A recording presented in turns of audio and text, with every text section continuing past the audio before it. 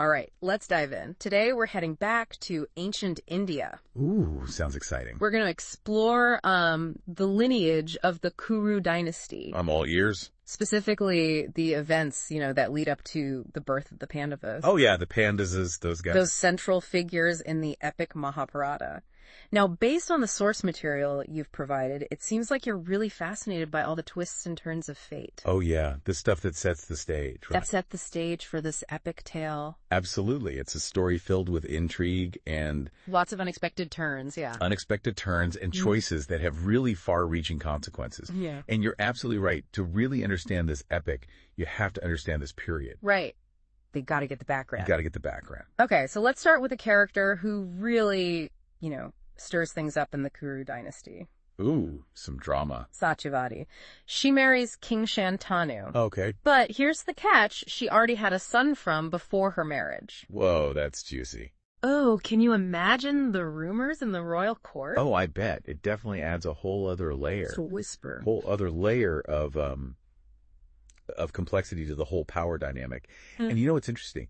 Her son, Vyasa, he doesn't just fade into the background. He's not just some footnote. No, not at all. He actually becomes super important. It's like a guardian of the dynasty. Like a guardian, almost, yeah. Making sure the dynasty survives even when things get, well, messy. Yeah, messy is a good word for it. Now, I'm curious, in your research, did you come across any other examples of someone outside the direct line who had such a critical role? That's a great question. And, as I was going through these accounts, I was really struck by how often fate seemed to, intervene in the lives of these characters. Take King Shantanu and Satyavati. No. They have 2 sons together, but both of them die unexpectedly. Wow, that's tough. So suddenly there's no heir to the throne. Oh, huge problem. Talk about a succession crisis. Huge crisis. This is actually where we see this ancient practice of Niyoga come into play. Yeah. It was a way to make sure there were heirs. If a king died or couldn't have children. Yeah, Niyoga. It's one of those things that just makes you realize how different things were back then. Totally. Socially. Yeah, totally different social norms, right. And it shows just how important lineage was. Right. Continuing that royal bloodline. Exactly. Continuing the royal bloodline. Might seem a little strange to us now. Yeah, a little bit. But really tells you a lot about how family and inheritance were seen in that time. Big deal. Big deal. And, in this case, Niyoga leads to the births of 3 sons. Dhritarashtra, Pandu, and Vidura. Yeah, those 3. Each born under unusual circumstances, by the way. Foreshadowing. It's almost like they're, foreshadowing the conflicts to come. What do you think? I think you're right, because we've got Dhritarashtra, who's born blind. Right. Pandu, who is born pale and sickly. And then Vidura, who's born to a maid. Right, and he's... super wise, but ineligible for the throne. Wise, but ineligible because of his birth. It's almost like, Each brother is a challenge. Yeah, it's like each brother represents a different challenge to the way things are. Like Dhritarashtra's blindness. Yeah, Dhritarashtra's blindness representing a lack of vision, Right, and Pandu's paleness almost suggesting weakness. Yeah, weakness. And then Vidura. He's born from a lower social class. Highlighting those social hierarchies. Right, highlighting those social hierarchies. Yeah. It really makes you wonder how much of what happens is, already set in motion because of these circumstances. That's a great point. And speaking of those circumstances, yeah, let's talk about Pandu's reign. So he becomes king, right? Yeah. Because Dhritarashtra is blind. Makes sense. But then during a hunting trip, oh no, he makes this terrible mistake. A mistake. He accidentally kills a sage who is disguised as a deer. Oh no. And the consequences... oh, that's not good. ...are pretty bad. Yeah, bad's an understatement. In his last moments, the sage curses Pandu, saying he'll die if he's ever intimate with his wives. Talk about a life-altering curse. I mean, he's a king in his prime. Yeah, that's a big deal. So he's forced to give up the throne. Oh, that's rough. Retreat to the forest with his wives, Kunti and Madri. Wow, that's really rough. This curse is really pivotal, though, because it sets the stage for, the birth of the Pandavas. Right, exactly. It also makes you think about dharma, And the consequences. Yeah, the consequences of violating it. Even if it's an accident, the act still had huge weight. Right. It makes you think about fate versus free will, too. Oh, absolutely. Like, how much control do we really have? Yeah, big question. Huge question.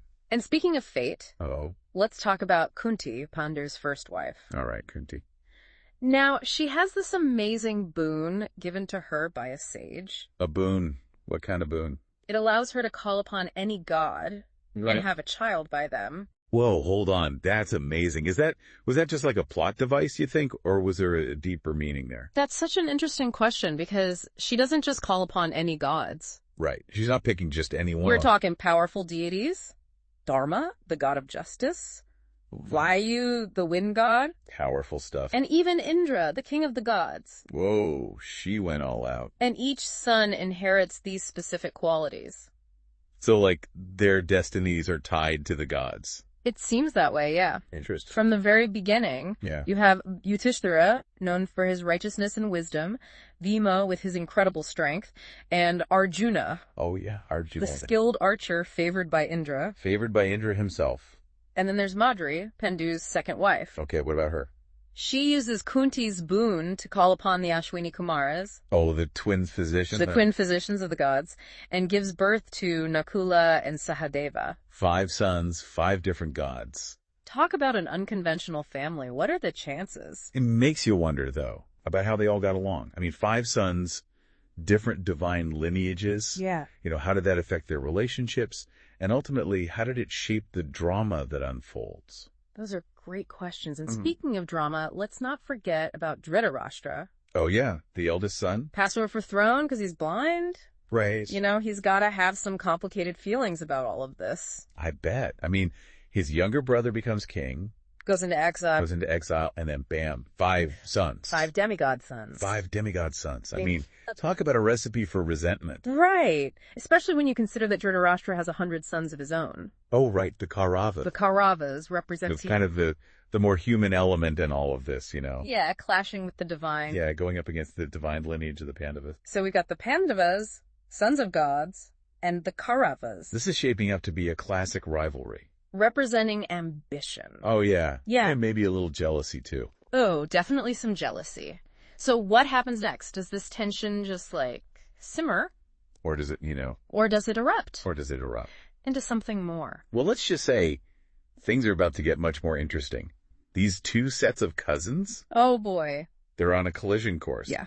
But before we get to that, Yeah. I want to go back to something you said earlier. Okay. You mentioned how fate seems to intervene in the lives of these characters. Mm-hmm. What specifically stood out to you as you were reading? Well, you know, What really jumped out? it seemed like every time the Pandavas were about to, like, catch a break, something would happen Push them back down. to push them down. Yeah. Further down this difficult path. It's like they were constantly being tested. Like, take the game of dice, for example. Oh, the game of dice? On the surface, it sounds harmless enough, Right. It's just a game. but this game has some serious consequences for the Pandavas. Yeah, that game. A major turning point for them. Major turning point. And it really shows the Kauravas' treachery. Yeah, it really does. But also, it shows the Pandavas' commitment to Dharma, you know, to doing the right thing. And it's not just any game. What do you mean? It's rigged. Oh, rigged. From the beginning. We're talking loaded dice. Orchestrated by By Shakuni? Shakuni, Duryodhana's uncle. Oh, that guy. He's trouble. He's a master manipulator. Yeah, and he's got a personal vendetta, too. That just adds a whole other dimension to things, doesn't it? Yeah, it really does. It shows how, like, personal grudges and political maneuvering. They all get tangled up together. Yeah, tangled up, shaping destinies. Shaping the destinies of entire kingdoms. And even though the game is so obviously unfair, Yeah. Yudhishthira, the eldest Pandava, he still feels bound by his word, by the rules of the game. That must have been so frustrating for the others to watch. I bet. Seeing their brother, their king, taken advantage of like that. Did any of them speak up? Like, challenge the game? Well, remember, Yudhishthira is all about dharma. Right. Righteousness. He believes in keeping his promises, even when he's being tricked. It's a tough question, though, isn't it? What do you mean? Like, is blind adherence to principles always the right thing to do? Especially when someone's exploiting them. Yeah, that's a tough one. It's Yeah. a question that we still struggle with today, you know? Absolutely. I mean, sometimes it feels like sticking to your principles, even when you know you're being manipulated, it's the only way to keep your integrity. I get that, but in this case, the Pandavas, they lose everything. Their wealth, their kingdom, their freedom, It's part of their punishment. and they're forced into exile. For 13 years. 13 long years. Can you imagine being unjustly stripped of everything you have, banished from your home, forced to wander in the wilderness for 13 years? That is harsh. All because of a rigged game. What were the Kauravas thinking? Did they really think they could just get away with that? Well, power can be intoxicating. That's true. And the Kauravas, led by Duryodhana, they were blinded by their ambition. Blinded by ambition. They totally underestimated the Pandavas, their resilience, their strength. Yeah. You know. Their righteousness. Their righteousness and their victory. Well, let's just say it doesn't last very long. Oh, interesting. So the Pandavas are in exile, stripped of their power. Facing an uncertain future. Uncertain future. But something tells me they don't just sit around and mope for 13 years. No way.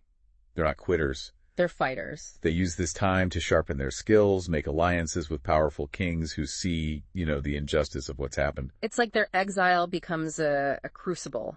Oh, that's a good word for it. Forging them into stronger people. Even stronger individuals. It's interesting how adversity can do that. It really is. It reveals your strengths, Yeah. Tests your character. And I imagine their divine parentage might have played a role too. Oh, for sure. Like, did their connection to the gods give them a sense of purpose, a belief that they were meant for something greater? I think so, yeah. It could have given them a framework for understanding their struggles. Yeah. A way to make sense of it all. A belief that they weren't in exile forever. Exactly, like a light at the end of the tunnel. So the 13 years are up.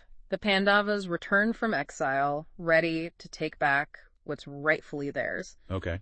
But the Kauravas, they've had a taste of power. They like that. They're not just going to hand it over. Nope. What happens when these two forces collide? Ooh, good question. Well, there are attempts at negotiation, trying to find some common ground. Makes sense. But the Kauravas, led by Duryodhana. Yeah, and fueled by Shakuni. Fueled by Shakuni, yeah. They refuse to budge. They're so dug in, so obsessed with holding on to power. Pride and ego. Yeah, pride and ego. They'd rather risk everything than let go. It's a classic tale, isn't it? It really is. I'm guessing this refusal to compromise has some pretty serious consequences. Oh, definitely. It leads to, war. War. A war that's going to consume the entire kingdom.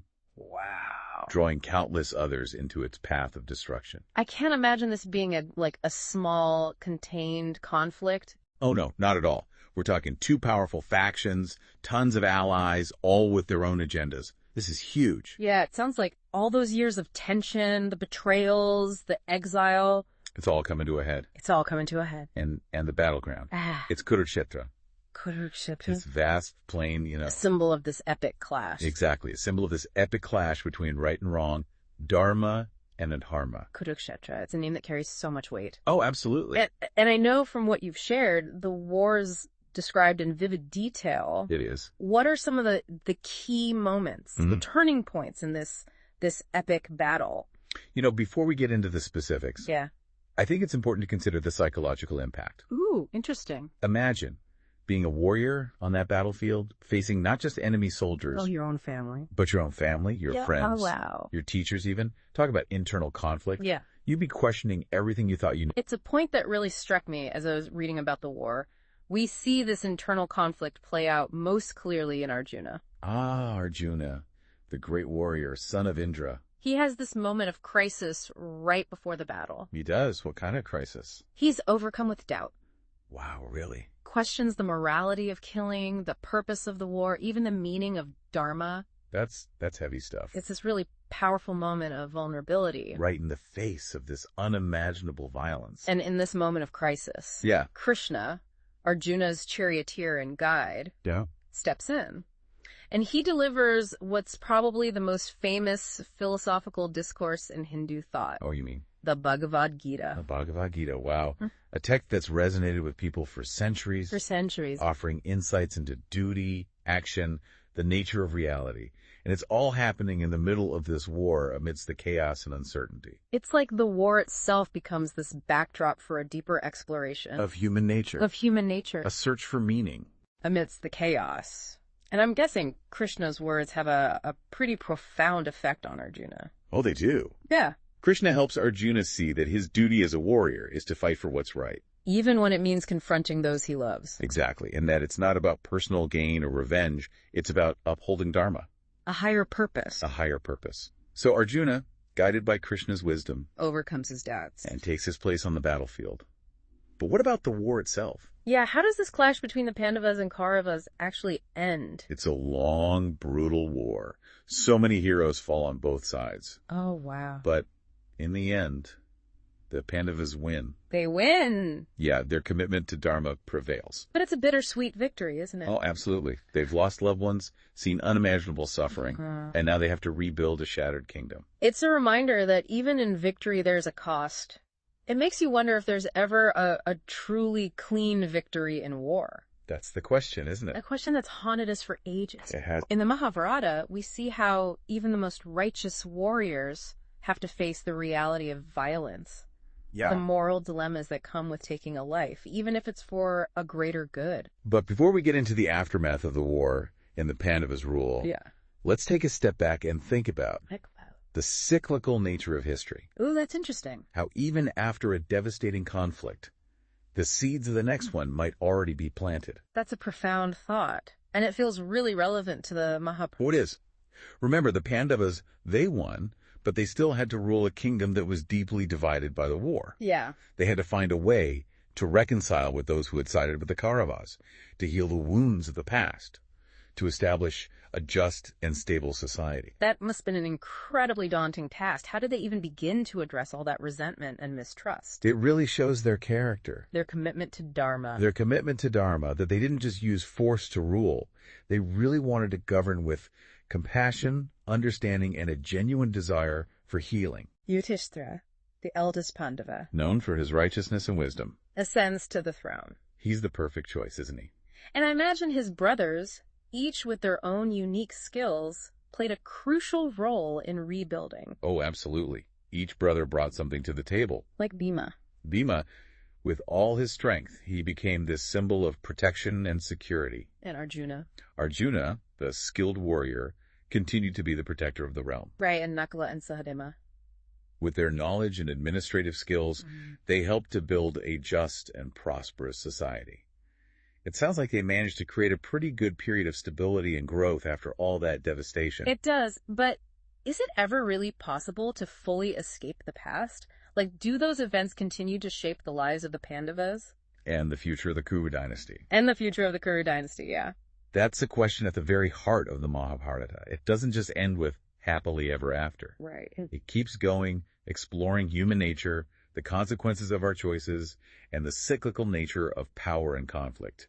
It's a reminder that history is more than just a bunch of events. It's a story. It's a story. Woven from our choices. Choices, consequences. Consequences. And the lessons we carry with us. The lessons we carry. As we wrap up this deep dive into the Kuru dynasty, it feels like we've just scratched the surface. We have. The Mahabharata is so vast and intricate, filled with layers of meaning. Still relevant today. Absolutely. It's a story that makes us think about good and evil, duty and desire, the search for meaning in a world full of suffering and uncertainty. It's been such a journey exploring this intricate family drama. Oh yeah, with all its political maneuvering. And the philosophical depths of this epic. And it's clear that you, our listener, are just as captivated by this world as we are. So as you continue to explore the Mahabharata, on your own, keep these questions in mind. How do the choices we make shape our destinies? How do they shape the course of history? And when we face tough times, moral dilemmas, how do we navigate the complexities of Dharma? How do we find our own path to righteousness? We encourage you to dive deeper. Explore. Explore the rich stories, the characters. Discover the wisdom. The timeless wisdom. The timeless wisdom that the Mahabharata holds. And if you find yourself wanting another deep dive, we're here. We're always here, ready for a new intellectual adventure with you. Always ready. Think about the cyclical nature of history. Ooh, that's interesting. How even after a devastating conflict, the seeds of the next one might already be planted. That's a profound thought, and it feels really relevant to the Mahabharata. Oh, it is. Remember, the Pandavas, they won, but they still had to rule a kingdom that was deeply divided by the war. Yeah. They had to find a way to reconcile with those who had sided with the Kauravas, to heal the wounds of the past, to establish a just and stable society. That must have been an incredibly daunting task. It was. How did they even begin to address all that resentment and mistrust? It really shows their character. Their commitment to Dharma. Their commitment to Dharma, that they didn't just use force to rule. They really wanted to govern with compassion, understanding, and a genuine desire for healing. Yudhishthira, the eldest Pandava, known for his righteousness and wisdom, ascends to the throne. He's the perfect choice for the job, isn't he? And I imagine his brothers, each with their own unique skills, played a crucial role in rebuilding. Oh, absolutely. Each brother brought something unique to the table. Like Bhima. Bhima, with all his strength, he became this symbol of protection and security. And Arjuna. Arjuna, the skilled warrior, continued to be the protector of the realm. Right, and Nakula and Sahadeva. With their knowledge and administrative skills, they helped to build a just and prosperous society. Yeah. It sounds like they managed to create a pretty good period of stability and growth after all that devastation. It does, but is it ever really possible to fully escape the past? Like, do those events continue to shape the lives of the Pandavas? And the future of the Kuru dynasty. And the future of the Kuru dynasty, yeah. That's a question at the very heart of the Mahabharata. It doesn't just end with happily ever after. Right. It keeps going, exploring human nature, the consequences of our choices, and the cyclical nature of power and conflict. It's a reminder that history is more than just a bunch of events. It's a story. It's a story. Woven from our choices. Choices, consequences. Yeah. Consequences. And the lessons we carry with us. The lessons we carry. As we wrap up this deep dive into the Kuru dynasty, it feels like we've just scratched the surface. We have. The Mahabharata is so vast and intricate, filled with layers of meaning. Still relevant today. Absolutely. It's a story that makes us think about good and evil, duty and desire, the search for meaning in a world full of suffering and uncertainty. It's been such a journey exploring this intricate family drama. Oh yeah, with all its political maneuvering. And the philosophical depths of this epic. And it's clear that you, our listener, you're hooked, are just as captivated by this world as we are. So as you continue to explore the Mahabharata, on your own, keep these questions in mind. How do the choices we make shape our destinies? How do they shape the course of history? Right. And when we face tough times, moral dilemmas, how do we navigate the complexities of Dharma? How do we find our own path to righteousness? We encourage you to dive deeper. Explore the rich stories, the characters. Discover the wisdom. The timeless wisdom. The timeless wisdom that the Mahabharata holds. And if you find yourself wanting another deep dive, we're here. We're always here, ready for a new intellectual adventure with you. Always ready. The cyclical nature of history. Yeah, it makes me think about how even after a devastating conflict, like, the seeds for the next one are already there. Yeah, it's true. And it's especially relevant, I think, in the context of the Mahabharata. How so? Well, remember, the Pandavas, they won the war, but they still had to rule a kingdom that was totally divided by the war. Right. So they had to figure out how to reconcile with those who had sided with the Kauravas. Yeah, to heal from the past. To heal from all that, to build a just and stable society. It's a tall order. It is. It's incredibly daunting. How did they even begin? All that resentment, the mistrust, lingering after such a brutal war. It really speaks to their characters, you know. Their commitment to Dharma. Yeah, their commitment to doing the right thing. They didn't just come in and impose their rule with force. No. They wanted to govern with compassion, understanding, a true desire for reconciliation. Yudhishthira, the eldest. Known for his righteousness. His wisdom. Yeah. He becomes king. Right, he ascends to the throne. And I imagine his brothers, each with their unique skills, played a key role in this whole process of rebuilding. Oh, absolutely. Each brother brought his own strengths to the table, you know. So, like Bhima with his strength. Exactly. Bhima with his incredible strength. He became a symbol of protection, of security for the people. Right. What about Arjuna, the warrior? Arjuna, yeah, the skilled warrior. He continued to serve as protector of the realm. Makes sense. And Nakula and Sahadeva? Those two, with their knowledge, their administrative skills, they were instrumental in building a just and prosperous society. It sounds like they did a good job creating some stability after all the chaos of war. They did, yeah. But is it really possible to just escape the past? That's a good question. Do those events, do they continue to shape the Pandavas? And the future of the Kuru dynasty. The future of the dynasty, yeah. That question, that's really at the heart of the Mahabharata. Is it? It is. The epic doesn't end neatly.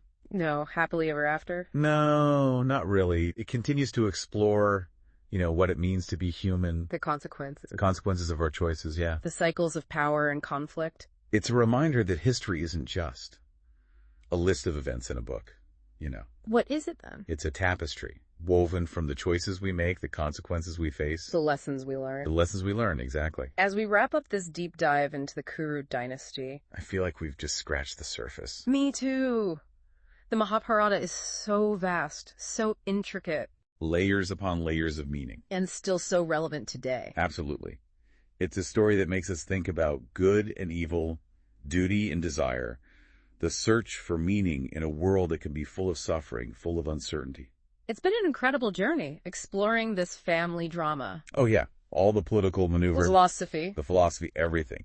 And it's clear that you, our listener, you're as captivated by this world as we are. So as you continue exploring the Mahabharata on your own... keep those questions in mind. What questions? How do our choices shape not just our own lives, but the course of history? Right, and how do we navigate those gray areas? Exactly. The moral dilemmas, the complexities of Dharma. How do we find our own path to righteousness? Those are the big questions, and we encourage you to dive deeper into them, explore those rich stories and characters. Uncover that timeless wisdom. The timeless wisdom of the Mahabharata, and if you're ever looking for another deep dive, well... we're here. We're always here, ready to embark on a new intellectual adventure with you.